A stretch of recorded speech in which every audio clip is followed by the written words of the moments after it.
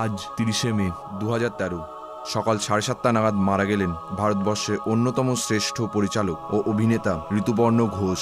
মৃত্যুকালে তার বয়স ছিল 49 বছর। দীর্ঘদিন ধরে রোগে ভুগছিলেন তিনি। গতকাল রাতে খুব বেশি অসুস্থ হয়ে পড়েন, তবে ডাক্তারদের সব চেষ্টা ব্যর্থ করে আজ সকালে হৃদরোগে আক্রান্ত হয়ে তিনি ইহলোক ত্যাগ করলেন। 1963 সালের 31শে অগস্ট কলকাতায় তার জন্ম।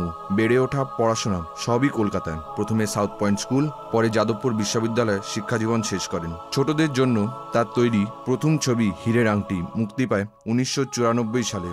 ওই একই বছর তার দ্বিতীয় ছবি 19শে এপ্রিলের জন্য প্রথম জাতীয় পুরস্কার পান। তারপর একের পর এক দহন, বাড়িওয়ালি, অসুখ, উৎসব, চোখের বালির মতো অসাধারণ সব ছবি তিনি ভারতীয় চলচ্চিত্রের দর্শকদের উপহার দিয়েছেন। 2012 সালে আবহমান ছবির জন্য শ্রেষ্ঠ পরিচালক হিসেবে জাতীয় পুরস্কার পেয়েছেন। তিনি মোট 12টি জাতীয় ও বহু আন্তর্জাতিক পুরস্কার পেয়েছেন। তার অভিনীত 3টি ছবি আরেকটি প্রেমের গল্প, মেমোরিজ ইন মার্চ এবং চিত্রাঙ্গদা। সম্পূর্ণ ভিন্ন ধারায় ছবিগুলি একদিকে পেয়েছিলেন দর্শকদের অকুণ্ঠ প্রশংসা এবং অন্যদিকে কুড়িয়েছিলেন ফিল্ম সমালোচকদের বাহবা। বিজ্ঞাপন ছবি দিয়ে তিনি কর্মজীবন শুরু করেন। শুধু চলচ্চিত্রই নয়, টেলিভিশনে উপস্থাপক হিসেবেও তিনি তার প্রতিভার স্বাক্ষর দিয়েছেন। বিভিন্ন পত্রিকায় তার লেখারও বহু গুণমুগ্ধ ভক্ত রয়েছেন। তার মন ও চিন্তা জগতের অনেকটাই জুড়ে ছিলেন রবীন্দ্রনাথ।